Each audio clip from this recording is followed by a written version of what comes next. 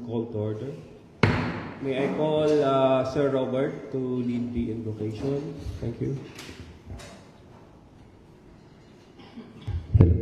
Manalangin po tayo. Panginoon po naming Diyos, salamat po ng marami sa iyo sa patuloy na pag-ibig at awa mo sa amin. Inihatid mo kaming mapayapa sa dakong ito upang minsan pang tuparin namin ang aming mga sagutin sa iyong napakadakila mo pong pangalan. Bago kami humiling ng aming mga pangangailangan, naway patawarin mo po ang bawat isa sa amin.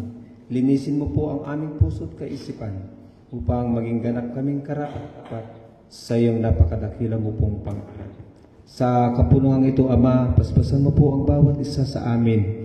Pagkaloob mo po sa amin ng karunungan at katalinuhan upang masunod namin ang iyong mga kalooban na naaayon sa iyong napakadakila mo pong pangalan. Basbasan mo rin po ang nangunguna sa aming bayan o aming Diyos, maging ang kanilang mga kinakatulong upang kaming lahat ay makatugon sa aming mga sagutin na naaayon lamang sa iyong banal na pangalan. Ibabakod mo po sa amin ang kapayapaan, patawad muli sa aming nagawang mga pagkukulang at pagkakasala. Ang lahat ng ito'y hiniling po namin sa pangalan ni Jesus naming dakilang tagapagligtas. Amen. Thank you. May I call our secretary po to acknowledge po ang ating mga bisita. Thank you. Present for today's hearing, we have here the Committee Chairman on Public Utilities, the Honorable Arnold M. Barangan, and its member, Honorable Cotaran, together with our Vice Mayor, Attorney Harold Respicio, and we have here the participant of the hearing, and likewise the petitioner, members of the TODAS of the Reina Mercedes. We have here the Francisco Talosig from San Cotoda, Pedro Correc of Curva Santor Toda, Fernando Herena of Napaco Pequeño Toda, George Lumaban of Reina Mercedes Kawayan Toda, Prudencio Lizardo of Dangan Toda, Doncio Salvador of BBM Toda, Archer Respicio of Napaco Grande Toda, Alejandro Ibarra, Centro Toda or the RMTLA, Redentor Gipon, Giron of Banquero Toda, Romeo B. Carag of Turod, Edgar Corrales of TVM Toda, Arnel Lacob of Putog Grande Toda, Francis and yours truly as the committee or the COMSEC secretary. That's all, Mr. Chairman. Thank you, Mr. Secretary. And today, tayo po ay nagtipon-tipon upang pag-usapan yung napapanahong issue. Siyempre, yung pagtaas ng ating petrolyo gawa ng problema sa Middle East na naapektuhan din ang ating bansang Pilipinas at siyempre hanggang dito sa ating bayan ng Reina Mercedes. Ngayon po ay pag-uusapan natin yung mga magandang gagawin ng local government unit sa pamunuan ng ating executive, and then ang ating executive na ngayon ginagawa natin ngayon na pagkakaroon ng pag-uusap sa inyo ng mga officers ng mga TODA na alam ko naman na apektado dahil nga sa pagtaas ng gasolina. And of course, we have to consider din ang ating mga mananakay. Kaya nga tayo nandito, pag-usapan para magkaroon ng konkretong usapan nang sa ganon maging maluwag din sa inyo at the same time sa ating mananakay. Nang hindi naman para lang po sa mga tricycle drivers, operators lang. Siyempre, we have to consider din ang ating mga mananakay, sabi ko nga. And tingnan natin kung ang ating local government unit ay anong magagawa sa mga fuel subsidy siguro pwedeng mabigyan. I think the national government ay nagbibigay na sa, ewan ko kung nabigyan na po ang ating lalawigan ng Isabela, but alam naman natin na mabibigyan lahat. And syempre, ang ating pamunuan ng lehislatura, ang ating Vice Mayor ay nandito kasama ang Public Utility nang mapakinggan at mabigyan po ng solusyon ang inyong hinaing na pagtaas ng singil sa ating bayan na po ng Reyna Mercedes. So may I hear kung sino po ang gustong maunang magsalita sa ating mga TODA officers, atin po, pwede pong mauna na. Siguro pwede nating unahin ang ating yung Sister, nandiyan po ba si Sir Lizardo? Bilang TODA Federation President po ng bayan po ng Reyna Mercedes sa TODA Association.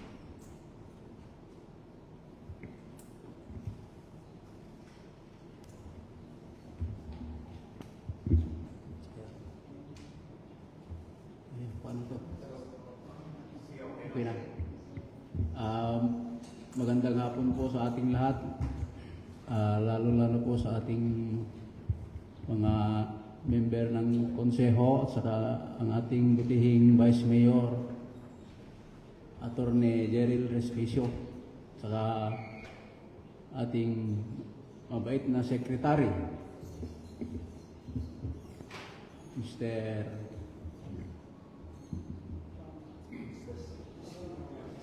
Bawa. Sa hapong ito, nandito po kami para ipaabot sa atin lahat, lalong-lalo po sa inyo mga nasa namumuno sa amin, na alam naman po natin na mahal na ngayon ang petrolyo. Kaya ang nais lang po namin ay paabot sa inyo yung aming mga hinaing tungkol sa mga bagay na ito. Sa amin po, ang ginagawa na lang namin unang hakbang para hindi gaano maapektahan yung aming mga pasahero. Ginagawa namin, halos yung 3 passenger, nagdadagdag lang naman kami ng isa para naging 4. Yun lang po ang aming ginagawa sa ngayon. Pero sa pamasahe, wala pa kaming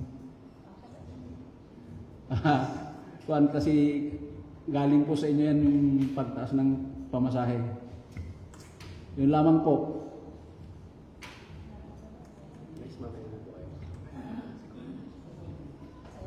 Yun.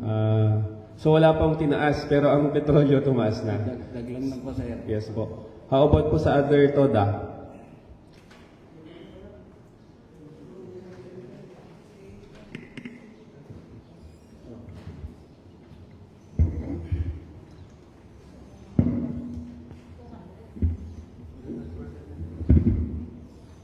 Hello. Magandang hapon sa tayong lahat na nandito. Ako si Romeo Marag, Tour TODA. Ang gusto ko lang sana ipatid sa sa kukulan nito na natin. Sa amin kasi dati 3 ang paseros namin. Estudyante, senior, regular, hindi parehas ang pamasahes. Yung senior sa estudyante, parehas, 40 yung isa. Tapos, ang gusto namin mangyari sa bayan baryo ng Turod, kung maaari sana, yung estudyante namin magiging 50 na sila, tapos yung regular maging 60. Tapos, magdagdag kami ng pasero, kasi dati 3, ngayon gusto namin maging 4. Sa Kawayan lang, pauwi. Pag papuntang Kawayan, yung pag dito ko pipila, hindi pwede yung 4 kasi maraming maliliit na pasahero. Pauwi lang yung 4. Kaya yung gusto namin mangyari sa Turod, plus 10. Yung 40 na estudyante, naging 50. Yung regular, yung 50, naging 60. Kung pwede. Yun lang gusto namin pakiusap dito sa ngayon sana. Thank you.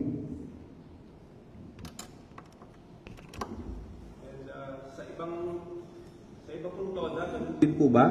Or meron kayong other request para mapakinggan po kayo?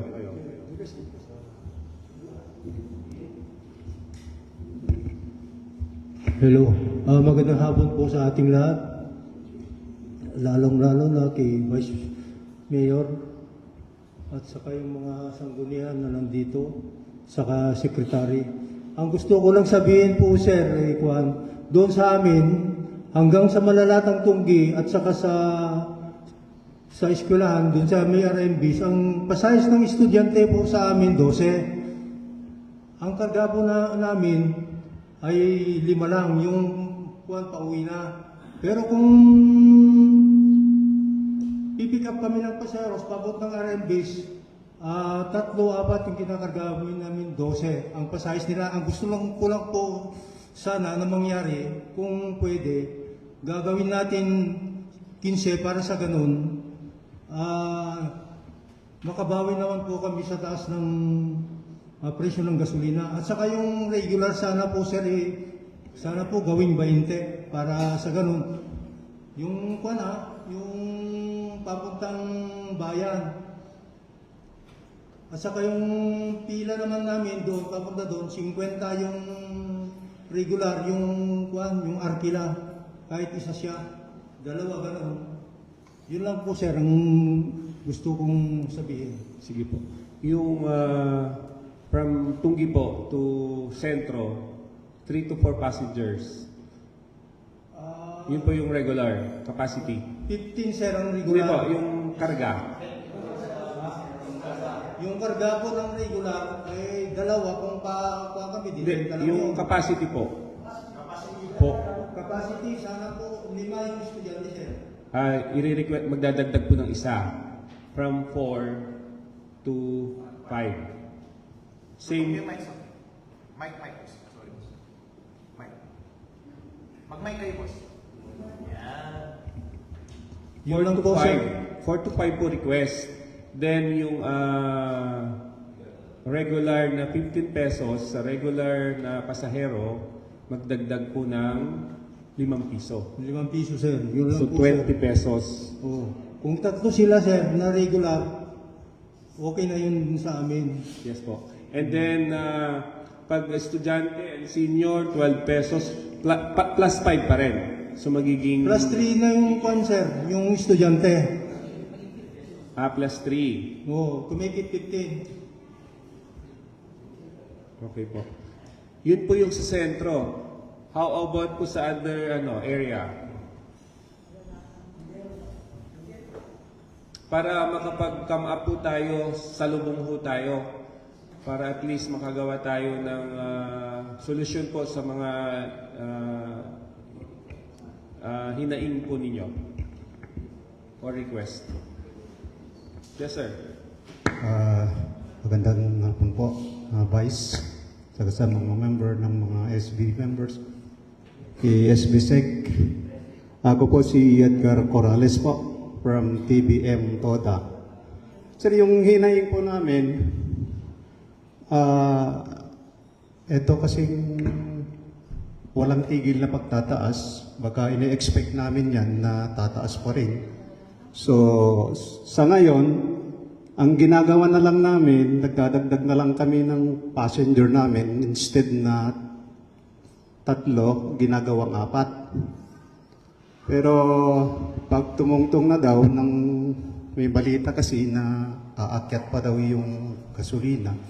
So, ang hinaing namin, baka pwede kaming humingi ng kahit maliit lang na increase sana. Sa TBM Toda po, yung rota ho namin from Malalatang, kasi yung rota namin Malalatang Tunggi, Malalatang Grande, Villador, papuntang Kawayan, and vice versa po. Temporary lang ho yung dagdag namin na 4 passenger at 50 pesos. Estudyante man o regular. Ngayon, ilang beses nang nag-increase eh. So, ang request ho sana namin, magkaroon ng kahit konting increase lang po.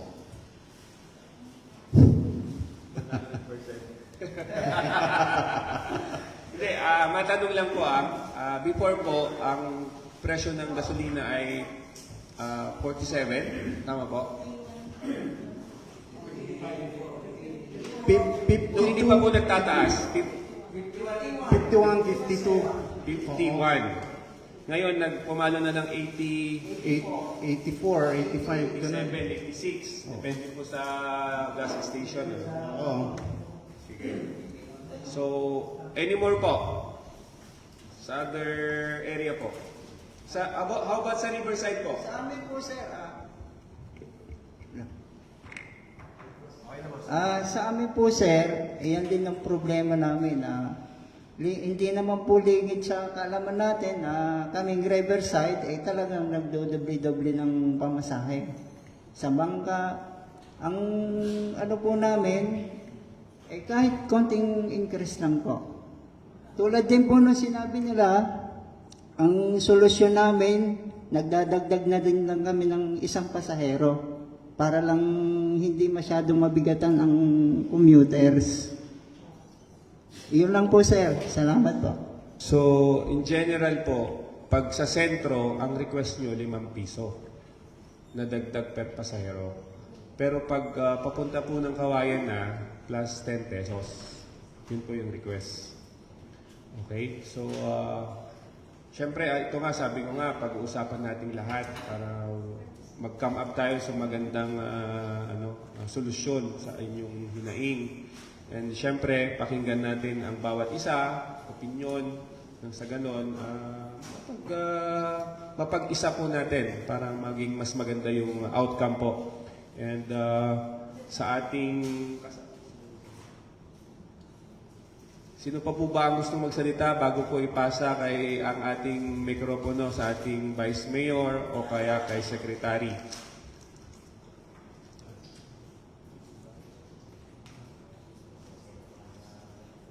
Wala na po. Sec. May ano ka? Ito, bilang kiltawan sa dito sa franchising. Biglaan kasi itong pagtaas hindi natin ma-predict yung kasi kung yung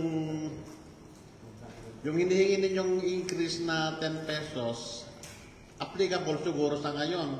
How if naging 150 yung yung gas, yun nga yung nakikita ko, at least na bring out naman lahat yung mga issue. Kasi pagka nag-increase tayo, ang magsasuffer naman is yung mga pasahero. At karamihan sa mga pasahero natin ay mga estudyante. How yung isang consideration is to subsidize. Yun po yung marami yung maapektuhan nito Katulad ng nasabi ko, yung karamihan na pasahero is siguro mga 80% ng pasahero ninyo is estudyante. Alam niyo naman itong mga estudyante, lalo na yung status ng pamumuhay natin dito, lalo na yung mga parents. Hindi naman tayo yung malaki yung kita. Kumbaga nasa margin lang yung So yun kailangan pag-isipan, gawan ng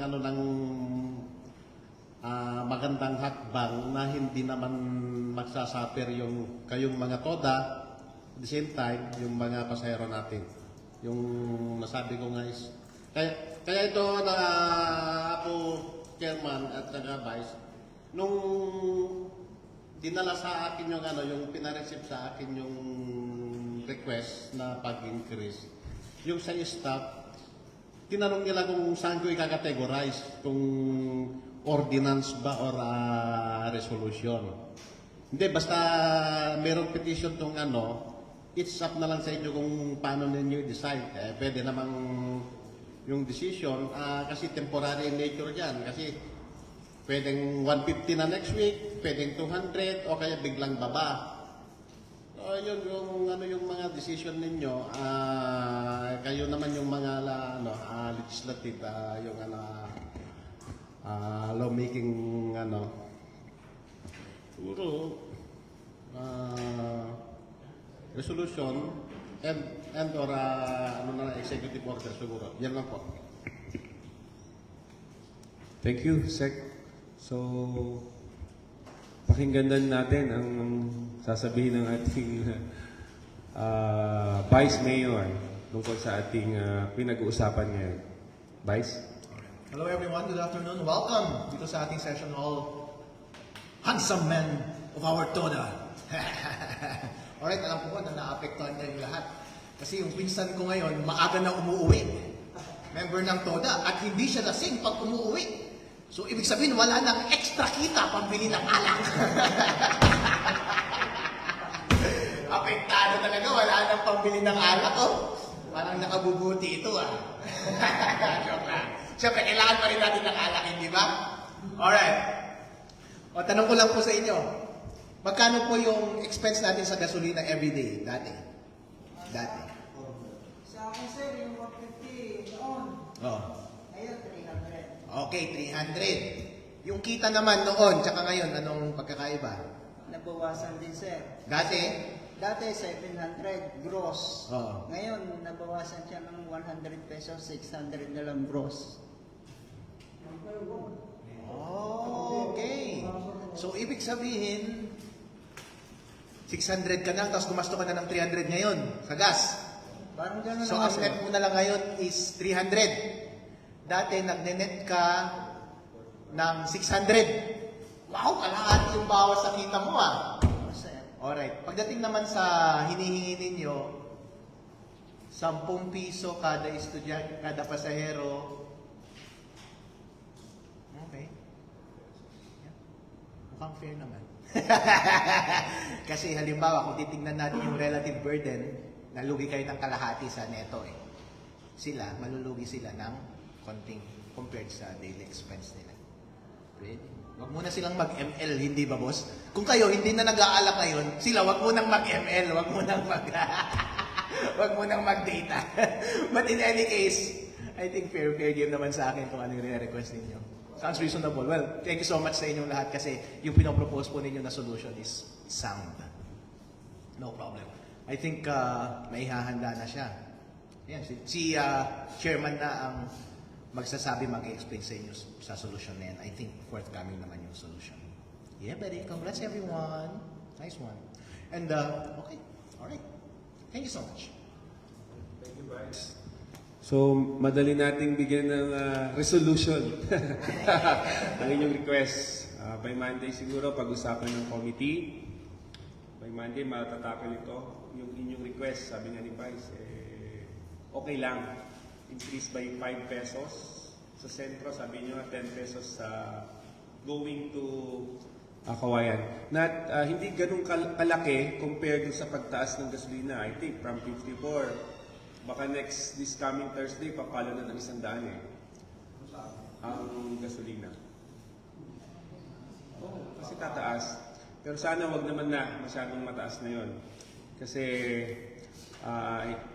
I think yung ibang gasolinahan, pautay-utay Tuesday, Thursday.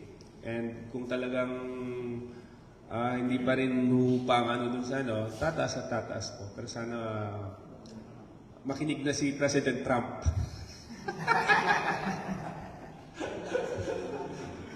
Sa request ng ibang bansa para matigil na yung gulo. Ano po? So yun, okay naman. Siguro sa mananakay, hindi naman sila agrabyado sa inyong request na 5 peso to 10 pesos increase. Pero this is only a temporary gawa ng pagtaas ng gasolina. So yung request ay pag-uusapan sa council at sana ganda sana kung nandito ang aming mga kasamang konsihal para at least marinig din nila yung inyong inahing para on Monday shoot na agad, approve na agad.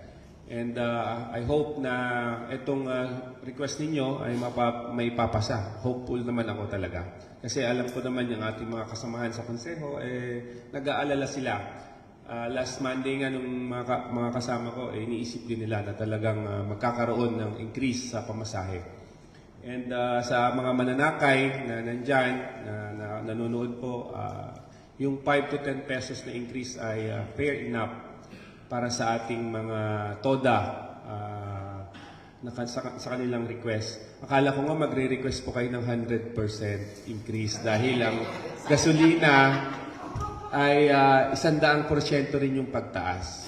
So, maraming salamat kasi kinikonsider din ninyo inyong mga mananakay. Kasi baka pag nag-request kayo ng 100, wala na sasakay. Maglalabas na lang sila ng mga e-bike nila. Pero hopeful ako na ang inyong request ay mapakinggan, mapagdebatihan sa konseho sa susunod na sesyon sa March 23. May sasabihin po ang ating co-member si SB Cotaran. Matatanong ko lang sa inyong lahat, di ba yung mga tricycle driver, hindi lahat po sa inyo ay sa inyo yung tricycle? At nakikiporsyento, paano na lang kung, magkano ba ang boundary per day yung mga walang sariling tricycle? 150 yata ngayon, ma'am. O di wala na, kung 300 ang kita mo, 150 yung ba? Wala na, 150 na lang. Pero hindi naman yata lahat eh. Di ba? Kawawa naman yung mga nagbaboundary. Yun din ang problema natin ngayon yun. Tapos umato pa yung 150, dawan eh. Wala nang kita, maglakad na lang yung mga pasaheros. Question lang, Madam Cotaran, since marami kang kamag-anak sa turod, anong po kaya ang masasabi ng ating mga namamasahe tungkol sa price hike na ito? Ano pong naramdaman nila? Ano kaya ang matatanggap kaya nila yung 10 pesos na price hike? Yun ang di ko alam kasi sa akin, sir, pag namamasahe ako eh. Sobra. Dahil pati pagbalik nila, binabayaran mo na eh. Minsan lang naman, 1 week lang naman yun. Every week lang. Yun talagang problema ko din yung mga may mga boundary. Kaya nga, paano natin yung masolve? Stop pasada pa niyo. Sir. Yung mga passenger namin kasi very cooperative din sila. Actually, nung tumaas yung gasolina bakit hindi pa kayo magtataas?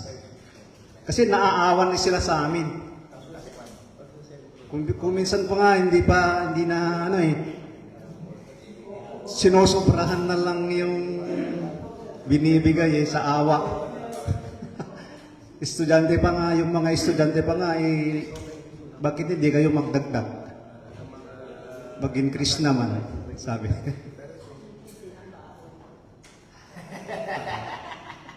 Sila nga rin yung unang nagsabi sa amin na dapat mag-increase na rin kayo. Sabi ni...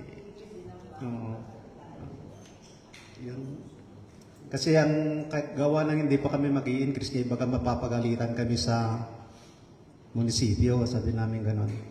Tapos nung pagbaba na, instead na may change pa sana na 10 pesos, binibigay na lang. Gano'n.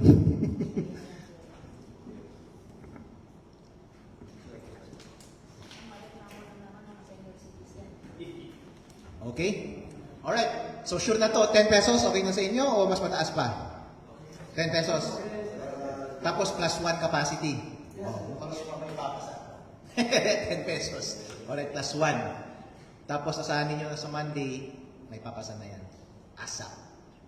And Sec, pakicheck na lang yung rules natin kung kung pwede nating i-excuse yung posting. Kasi kung sa Monday pa ito, magpo-posting pa tayo before mag-effective.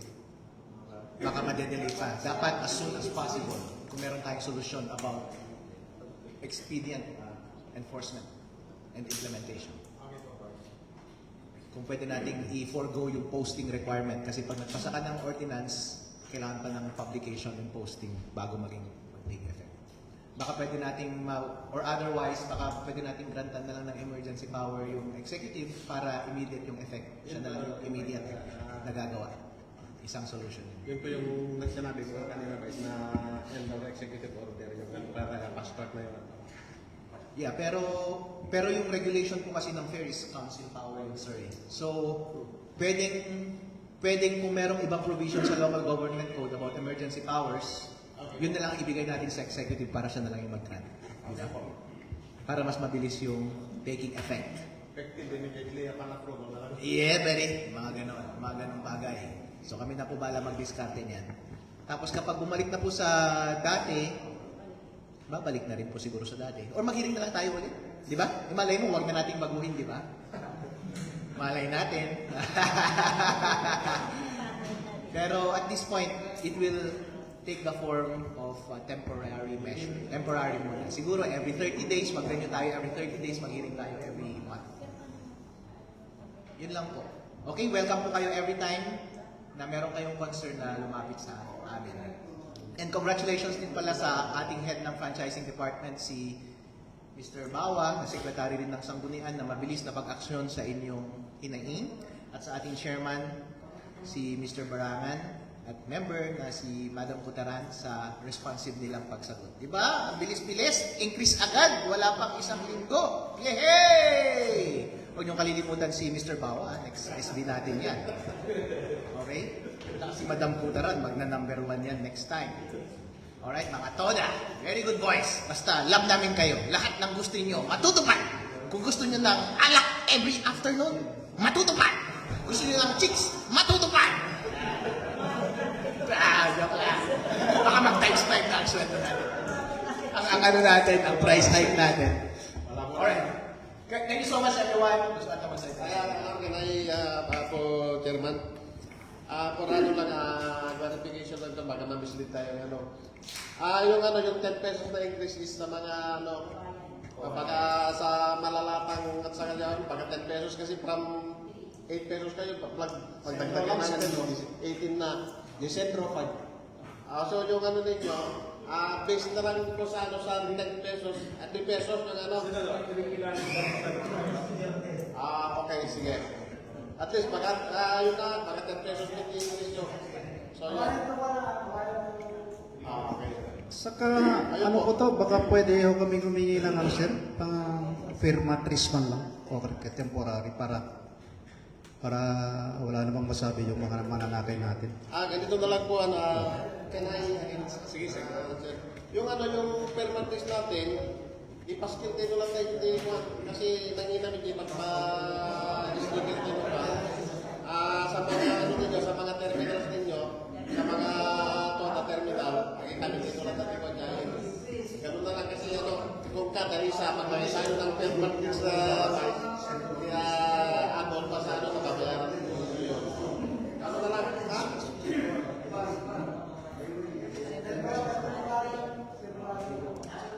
Sana po sir, meron kaming hawakan para sa ganun, hindi naman sila kuhan.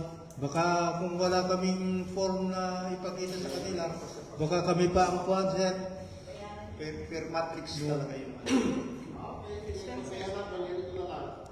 Kasi baka siguro baka nag-overrun talaga kasi pag receive matrix kasi usually dinidikit sa sa tricycle na ito. Pero ganito na lang, para yung panghawakan is pwede na lang tayo mag-reproduce through Xerox. Through Xerox na lang, copy, na lang po. Okay, Sec. Upon approval po ng inyong request ng Council, kung sabi nga ni Vice, kung gusto namin mag-take effect na agad para at least hindi naman na yung marami pang araw o buwan bago kayo maningil ng pagtaas. And kung mapasa na po by Monday, I think it's via resolution para maipasa agad. Kasi it's a temporary lang naman. Siguro sabi nga ni Sec, magbibigay kami ng copy, which is pwede nyo na pong i-laminate. Nang sa ganon, hindi naman po paulit-ulit kayong magpa-photocopy ng temporary permit tricks. Ayun. So, asahan po ninyo. Meron pa po bang gusto magsalita before ako mag-closing? Sir, ang ating Federation President.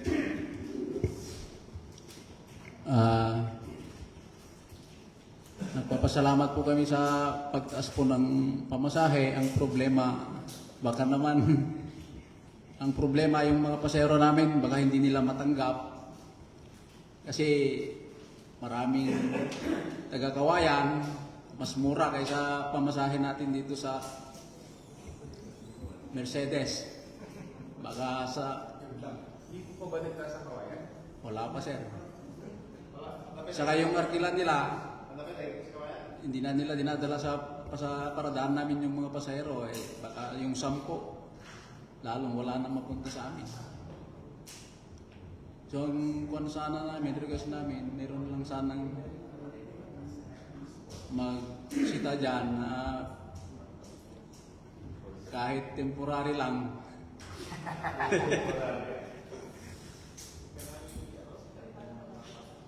Anyway, yung request po ninyo na magkaroon ng enforcer, ilalabing natin kay Mayor.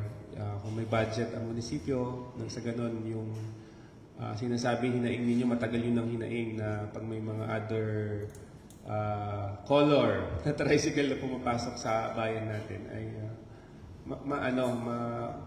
mapigilan sila.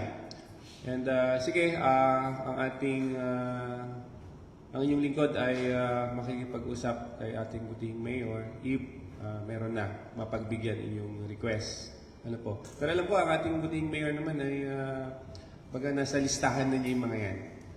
Unti-untihin lang natin magkakaroon din siguro sa ating bayan. And sabi ko nga, yung inyong request na yung 5 to 10 pesos increase ay hindi naman mataas o hindi naman pabor lang sa inyo. Baga pabor din naman siguro sa mananakay kasi alangan naman kung hindi tayo magkakaroon ng request if yung gasolina nga ay tumataas. Baka nga sabi ko kung wala kayong increase, baka wala na itong mamasada. And mapaparalyze naman din po ang ating mga mananakay at walang masakyan. So anyway, pag-usapan po sa council by Monday. Then kung ano pong magiging resulta, malalaman naman po ninyo by Monday sa inyong request. Ano po? So sa inyong lahat, si Vice po, meron pa pong sasabihin. Alright, about yung concern ni Sir, as far as tama po yung sinabi ni Chairman na kausapin po niya si Mayor dahil malakas yan kay Mayor. Kaya dapat siya parating kausapin din. Pag ako, hindi ako malakas sa kanya. So, pray natin na matupad yung enforcement natin sa paghuli. Pero as far as we're concerned, this committee and this council, I think we had a hearing before then, di ba? With the police, mas stricto pa ngayon na pag-usapan with the police eh. And nagsabi sila ng commitment noon about sa strictness ng paghuli nila. So let's just hope na may patupad natin. Pray natin na magawa nila yan. Alright? Yeah, buddy. Thank you.